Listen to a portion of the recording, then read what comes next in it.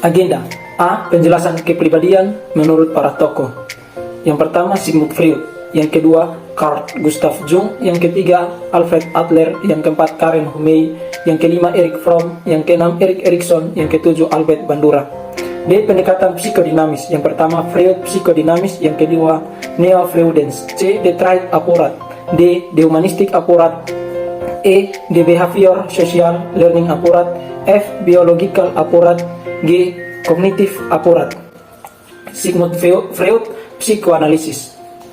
Freud menekankan bahwa kita bukan penguasaan pikiran kita sendiri, tetapi didorong oleh banyak proses yang sadar, yang kuat, keinginan, ketakutan, kepercayaan, konflik, emosi, dan ingatan. Sadar, menurut Freud, hanya sebagian kecil saja dari kehidupan tingkat kesadaran yang berisi semua hal yang kita cermati pada saat tertentu. Prasadar disebut juga ingatan siap, yakni tingkat kesadaran yang menjadi jembatan antara sadar dan tak sadar. Tak sadar. Tak sadar adalah bagian yang paling dalam dari struktur kesadaran dan menurut Freud merupakan bagian terpenting dari jiwa manusia. Carl Gustav Jung, psikologi analitis. Jung tidak berbicara kepribadian, melainkan tentang psike. Adapun yang dimaksud dengan psike adalah totalitas segala peristiwa psikis, baik yang disadari maupun yang tidak disadari. Jadi jiwa manusia terdiri dari dua alam, yaitu yang pertama alam sadar, penyelesaian terhadap dunia luar, yang kedua alam tak sadar, penyesuaian terhadap dunia dalam. Alfred Adler, ia menekankan terhadap pentingnya perasaan interior yang dianggap elemen penting dalam mengembangkan teori psiko-individual. Alfred juga menganggap manusia adalah individu utuh, bukan seperangkat elemen. Prinsip teori kepribadian, rasa rendah diri. Adler meyakini bahwa manusia dilahirkan dengan perasaan rendah diri. Prinsip teori kepribadian superior. Superior diartikan sebagai usaha mencapai kekuatan diri. Prinsip kepribadian gaya hidup. Usaha individu untuk mencapai superioritas memerlukan cara-cara tertentu yang disebut sebagai gaya hidup. Teori kepribadian diri kreatif. Diri yang kreatif adalah bergerak utama tingkah laku, yakni membuat sesuatu yang baru, yang berbeda dari sebelumnya. Prinsip teori kepribadian diri yang sadar. Kesadaran adalah inti kepribadian individu. Manusia menyadari segala hal yang dilakukannya. Prinsip teori kepribadian tujuan semu. Masa lalu penting, namun yang lebih penting adalah masa depan, yaitu rencana yang akan dilakukan individu. Prinsip teori kepribadian minat sosial manusia. Manusia dilahirkan dengan karunia minat sosial yang bersifat universal. Kebutuhan ini terwujud dalam komunikasi dengan orang lain. Karen Horney, berkaitan dengan masalah kejiwaan dan kepribadian neurotik, namun juga dapat diterapkan dalam kepribadian normal dan sehat. Horney setuju dengan Freud bahwa trauma pada masa kanak-kanak awal merupakan hal yang penting.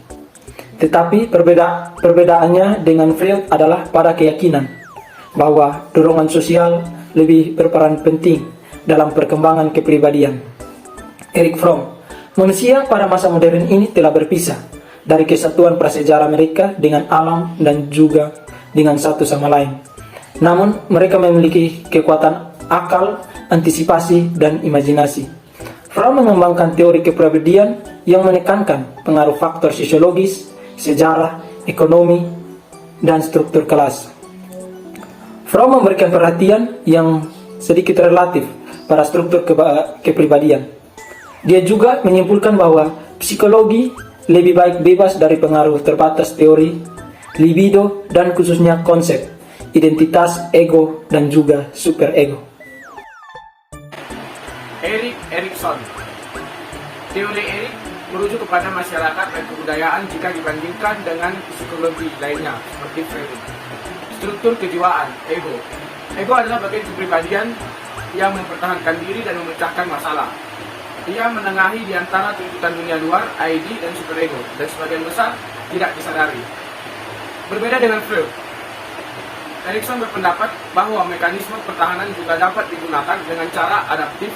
Misalnya, fantasi dapat menghasilkan pemikiran imajinatif yang membantu memecahkan masalah penting. Superego. Superego mencangkup cita-cita dan batasan yang diintrojeksi, yang membantu ego mengendalikan ID.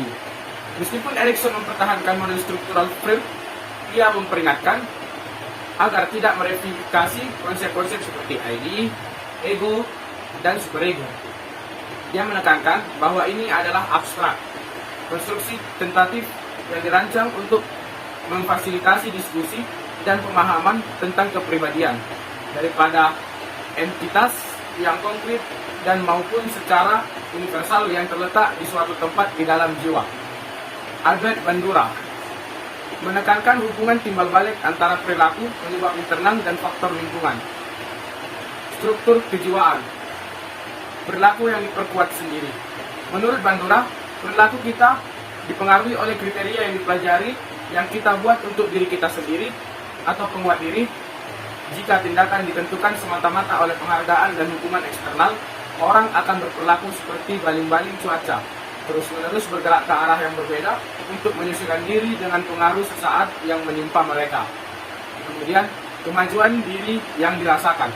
Kita cenderung melakukan tugas-tugas yang kita anggap mampu, tetapi menghindari kegiatan yang kita anggap luar kemampuan kita. Artinya, perilaku kita dipengaruhi oleh sejauh mana kita percaya bahwa kita dapat melakukan tindakan yang diperlakukan oleh situasi tertentu. Struktur kepribadian ada 3, ID, ego, dan superego.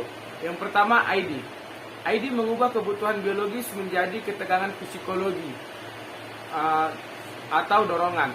Satu-satunya tujuan ialah untuk mendapatkan kesenangan dan mengurangi dorongan.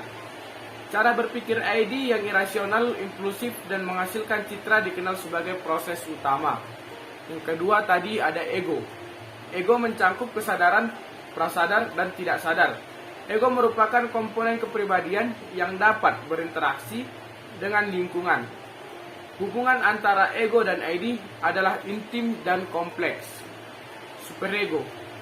Superego mencangkup 2 komponen, yaitu hati nurani menghukum pikiran dan tindakan terlarang. Sebagian besar superego terletak di alam bawah sadar, di mana ia terikat erat dengan ID.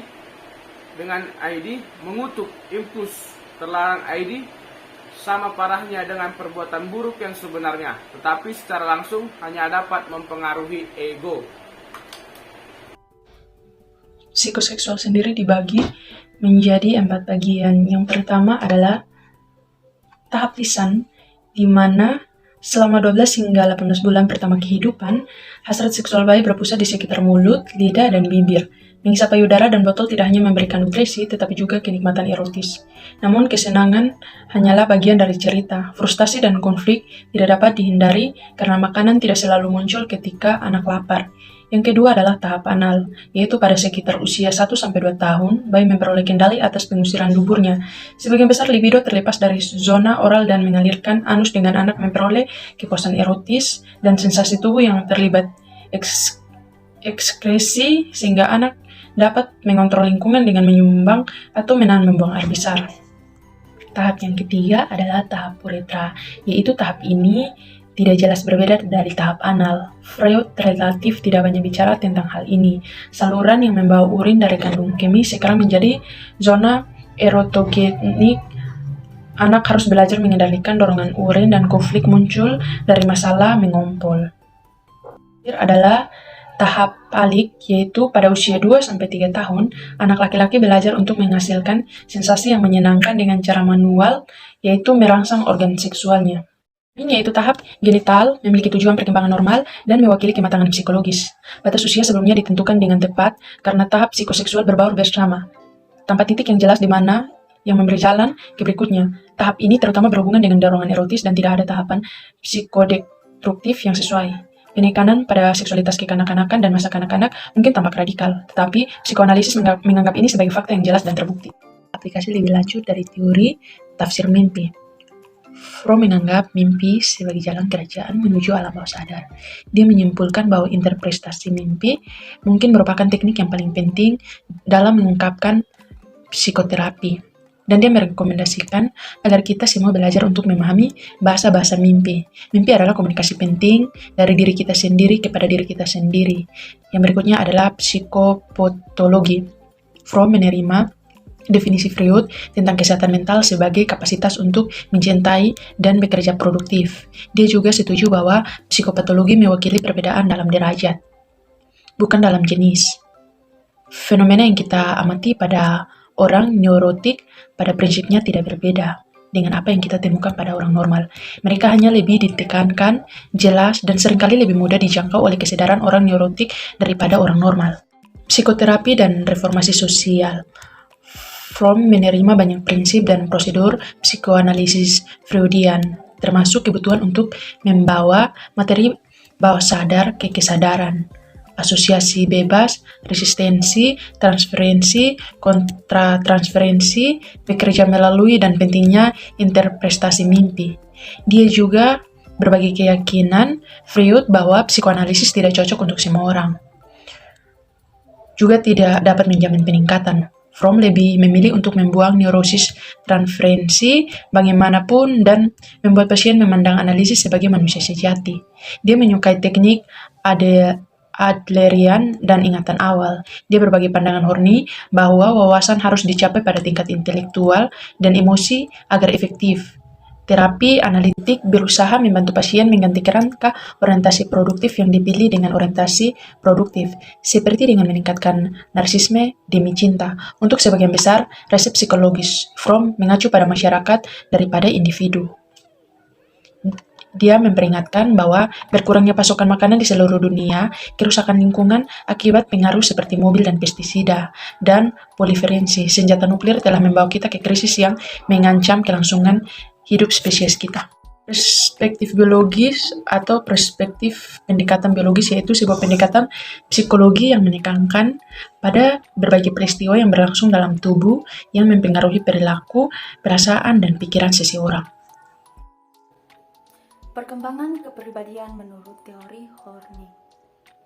Horny mengaitkan neurosis atau gangguan yang didasari oleh unsur kecemasan dengan hubungan yang terganggu dengan orang tua selama masa kanak-kanak, di mana orang tua yang terlalu terbungkus dalam neurosis mereka sendiri untuk menanggapi kebutuhan anak terlibat dalam perilaku patogen seperti dominasi, pengabaian, dan lain-lain.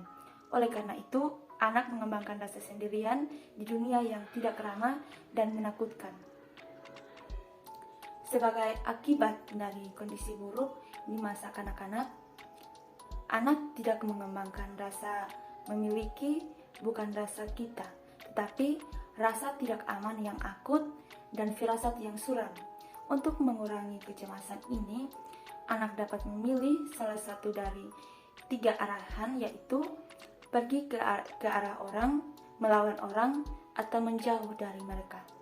Dengan berjalannya waktu, akan mencoba menyelesaikan dengan memilih salah satu dari 3 arahan sebagai yang utama, yaitu dengan mencoba menjadikan salah satu sikap untuk berdamai, agresif, atau pergi sebagai sikap utama.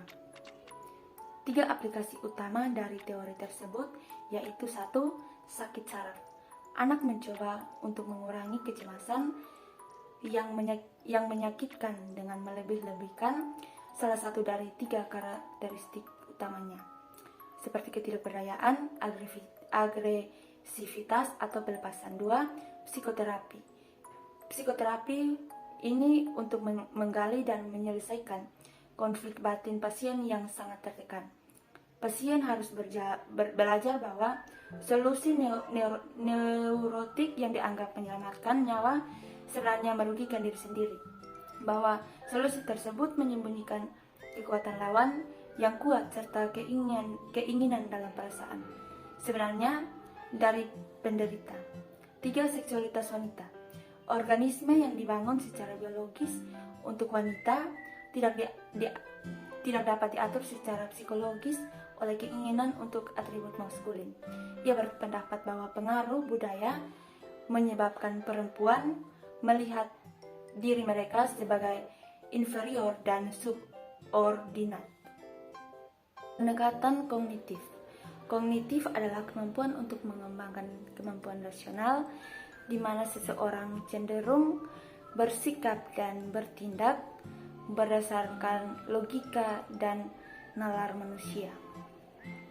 Psikologi kognitif merupakan pembelajaran tentang bagaimana seseorang individu dapat memahami, belajar, dan juga mengingat tentang sebuah informasi yang telah diperoleh yang akan berdampak pada perilakunya.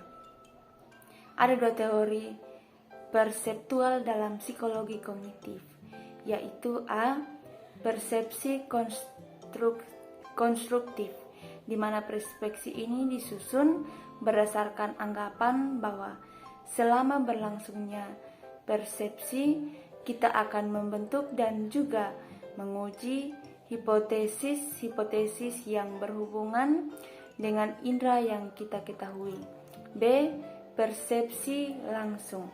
Teori ini menyatakan bahwa informasi dalam stimulus merupakan elemen yang sangat penting dalam persepsi, dan juga pembelajaran tentang kognitif dianggap tidak penting dalam persepsi karena lingkungan telah mengandung cukup informasi yang dapat digunakan untuk interpretasi.